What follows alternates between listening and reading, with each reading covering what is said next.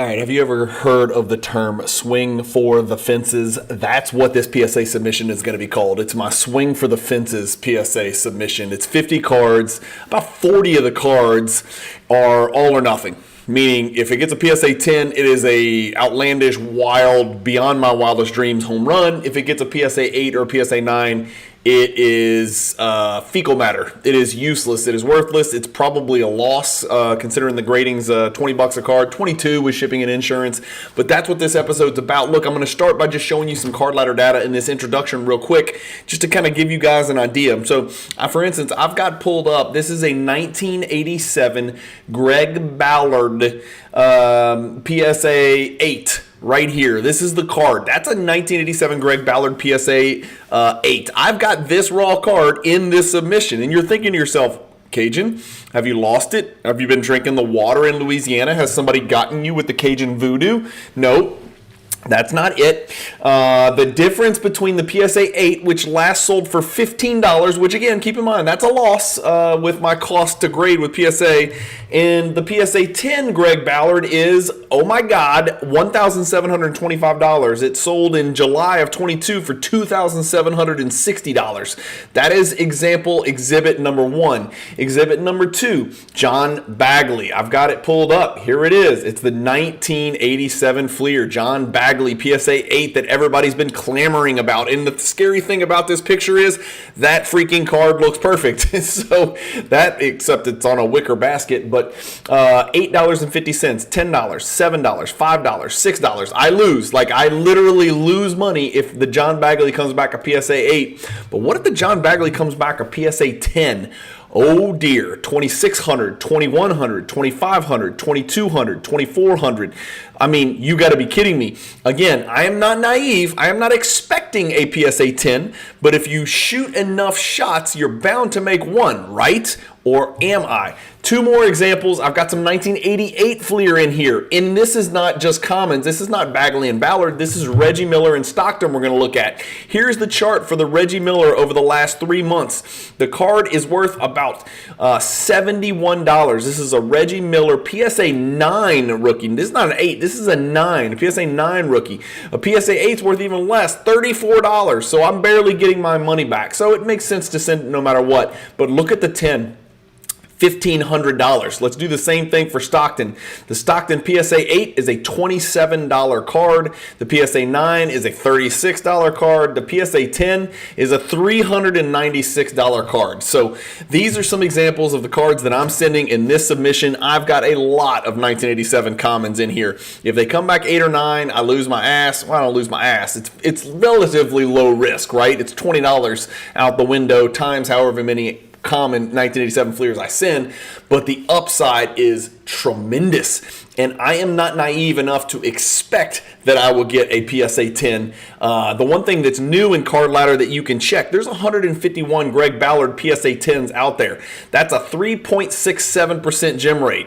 If I get 3.67% gem on this submission, I'll be happy. I expect to get about 10%. I'll be quite honest with you. I am not naive. I have sent many 1986 Fleer, 1987 Fleer, 1988 Fleer, old 80s cards to PSA for grading. I know it is not easy to get a PSA 10. I picked out the absolute finest of the best of the best of the best out of this hand-collated penny sleeve pack-pulled 1987 complete set that you guys just saw in a Digging for Gold episode, and I chose the best of the best. I think these cards have a chance at 10. Let me know what you think. Hopefully you guys enjoy this video.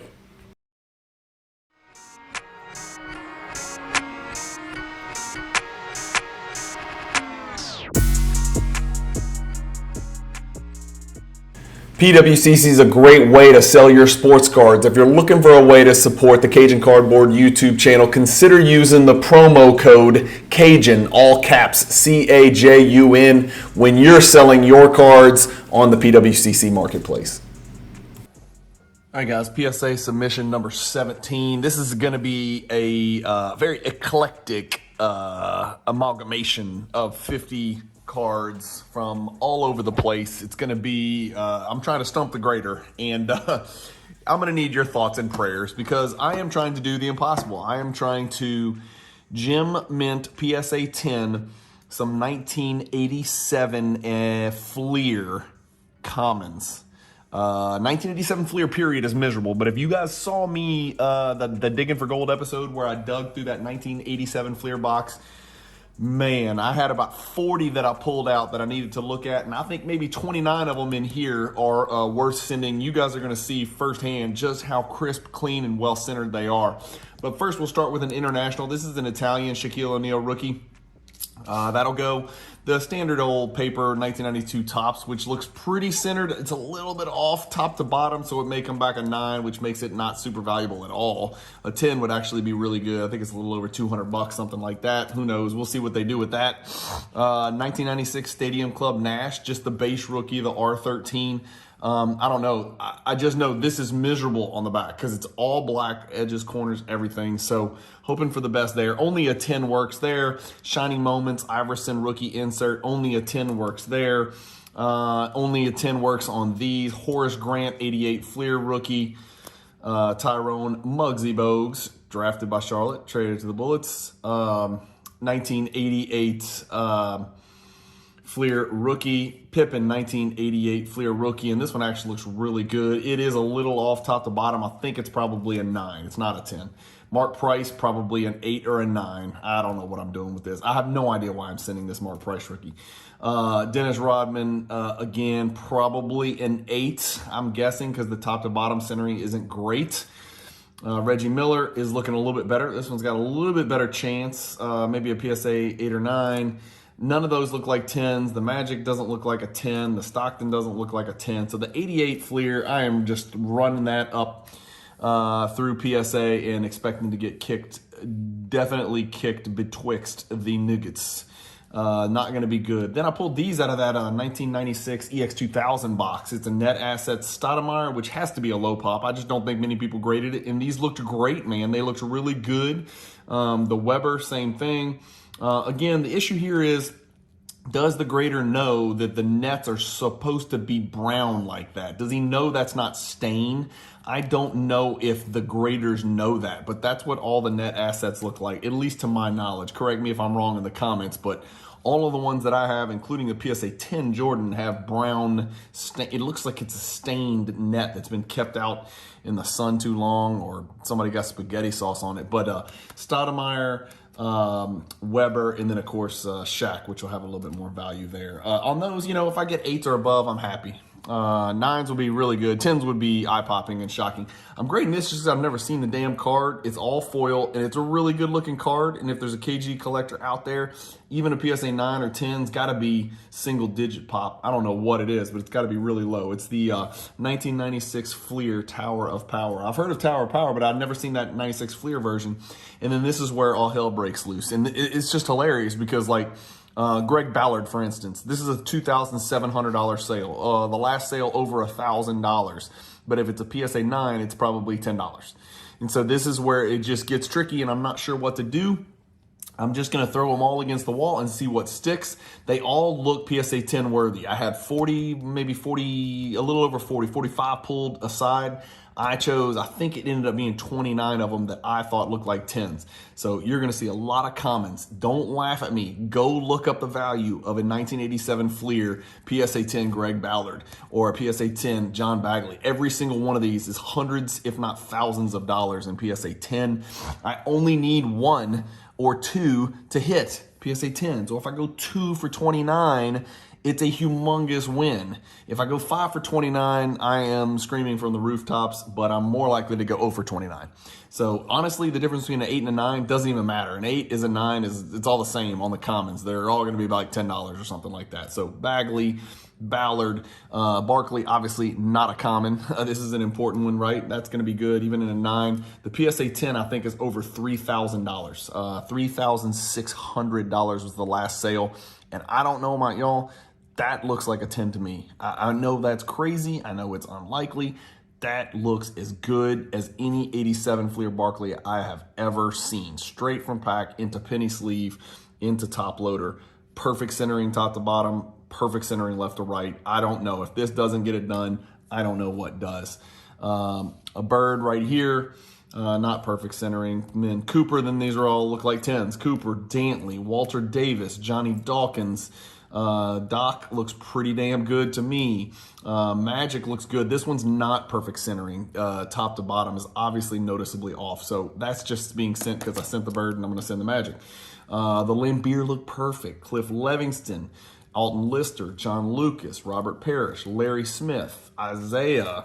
I'll say his name because it looks freaking perfect. LaSalle Thompson, Michael Thompson, Otis Thorpe, Jerry Seinfeld, Darnell Valentine, Darrell Walker. The Neek looks really clean to me. It's not perfect top to centering. There's clearly a little bit less on top than there is on bottom. And the reason I'm glossing over the surface and the corners and the edges is because the corners and the edges on all these were absolutely pristine. I'm telling you guys, these were pristine.